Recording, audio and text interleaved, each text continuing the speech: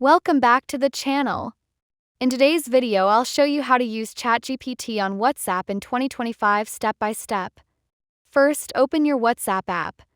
Now, we're going to add a special number to chat with ChatGPT directly. Tap the plus icon or start a new conversation, then enter this number 1-800-242-8478. Once you've added the number, just send a message to it. After that, tap on the number in the chat list and you'll see an option saying Chat with ChatGPT. Go ahead and open that. You'll now see that ChatGPT is verified and ready to chat. You can type in any question like asking about iOS 18 and it'll respond just like the ChatGPT you use on the web. It's that easy. You can now use ChatGPT on WhatsApp anytime for instant answers, ideas, or help with anything you need. Thanks for watching. Don't forget to like the video and subscribe for more quick tech guides and press the notification icon as well. See you in the next video.